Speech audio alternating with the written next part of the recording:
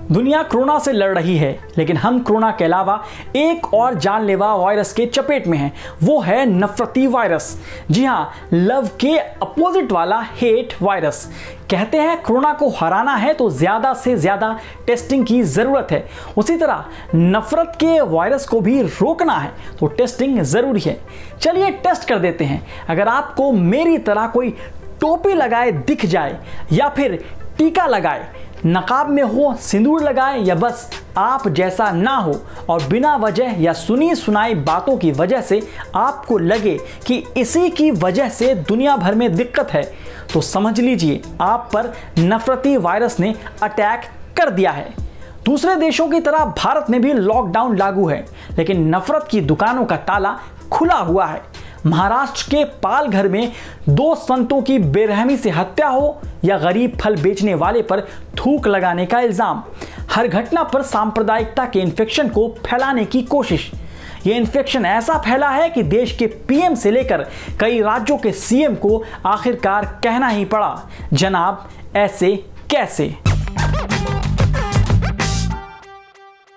देश में 21 अप्रैल तक कोरोना के करीब 19,000 से ज्यादा पॉजिटिव मामले सामने आ चुके हैं, जबकि 1 अप्रैल को सिर्फ 1700 लोग संक्रमित पाए गए थे। मतलब 20 दिनों में 10 गुना ज्यादा मामले सामने आए हैं। इस महामारी में भले ही लोगों से सोशल डिस्टेंसिंग की हिदायत दी जा रही है, लेकिन कभी ट्विटर की चिड़ियों के जरिए तो कभी व्हाट्सएप यूनिवर्सिटी के ऑनलाइन क्लास में नफरती वायरस के कैरियर जमा हो रहे हैं।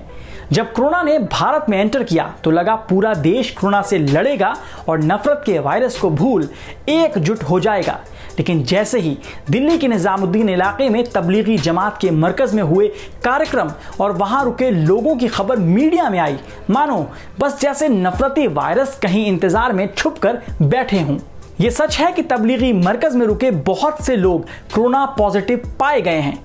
उनकी वजह से उनके संपर्क में आने वालों में कोरोना फैला है, लेकिन इसमें साजिश और धर्म का एंगल खोजना नफरती वायरस के संक्रमण के लक्षण थे।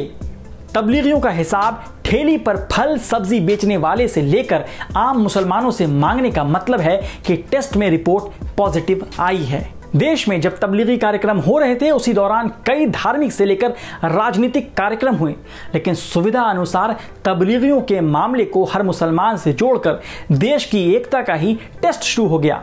एक के बाद एक झूठ फैलना शुरू। फल में थूक से लेकर जमातियों ने मांगी बिरयानी, फैजाबाद में जमातियों का हमला, मुसलमान ने कोरोना फैलाने के लिए प्लेट पर लगाया थूक, क्वारंटाइन में हुए नंगे, झूठ पर झूठ। नफरत का वायरस इस कदर फैला कि दिल्ली के एक पॉश इलाके में एक शख्स ने अपने घर के सिक्योरिटी गार्ड की पुलिस में शिकायत कर दी कि वो तबलीग जमात से जुड़ा है और उसकी वजह से कोरोना फैल गया। हालांकि गार्ड की रिपोर्ट आ चुकी है और वो निगेटिव है। यही नहीं, मेरठ के वैलेंटिस अस्पताल ने तो मुसलमान मरीजों के लिए अखबार में गाइडलाइन छपवा दिया। अस्पताल ने कह दिया कि मुसलमान मरीज कोरोना निगेटिव रिपोर्ट दिखाएं तब ही आए। बाकी किसी धर्म के लोगों के लिए फरमान नहीं था। यही नहीं, अस्पताल ने तो हिंदू और जैन समाज को कंजूस बता दिया। फिलहाल अस्पताल के मालिक पर एफआईआर हो चुकी है। मुरादाबाद और इंदौर में हेल्थ वर्कर पर भी हमला हुआ। हमला करने वालों को सजा होनी चाहिए, लेकिन सवाल है कि सीवान में क्वारंटाइन सेंटर पर बीडीओ और महिला स्टाफ की पिटाई पर चुप्पी क्यों? मेरठ में हेल्थ टीम पर हमले पर चुप्पी। महाराष्ट्र के सोलापुर में लॉकडाउन के बीच में रथ यात्रा निकली, सैकड़ों लोग आए, पुलिस ने रोकने की कोशिश की, गांव वालों ने पथराव शुरू किया, पुलिस वाले घायल हुए, लेकिन तब हैशटैग नहीं बनाया गया। बनाना भी नहीं चाहिए, क्योंकि ये सारे काम जाहिलियत, पागलपन और एक दूसरे पर शक के वायरस की वजह से हो रहे हैं। नफरत की आग पर काबू पाने के लिए पीएम मोदी ने लिंक्डइन पर कोविड-19 के दौर में जीवन टाइटल से एक लेख भी लिखा, जिसमें उन्होंने साफ साफ कहा कि कोविड-19 हमला करने के लिए नस्ल, धर्म, रंग, जाति, समुदाय, भाषा या सीमा को नहीं पहचानता। इसलिए हमें इसका सामना करने में एकता और भाईचारे को प्रमुखता देनी होगी। हम सब इसमें साथ हैं। पीएम ने नफरत रोकने के लिए मंत्र भी दिए, फिर भी नफरती भूत भागने का नाम नहीं ले रहे हैं। नफरत के वायरस का कम्युनिटी स्प्रेड हो रहा है। महाराष्ट्र के पालघर में 2 संत और उनके ड्राइवर की हैवान बन चुकी भीड़ ने लाठी डंडों से हमला कर जान ले ली। इस मॉब लिंचिंग के दौरान पुलिस ऑडियंस की भूमिका में रही। यही नहीं, झारखंड में हजारीबाग के गिद्दी में राजू अंसारी नाम के एक शख्स को चोरी के शक में लहूलुहान कर दिया गया। ये जान लेने का खेल सिर्फ इसलिए हो रहा है क्योंकि लोकतंत्र पर भीड़ तंत्र हावी है।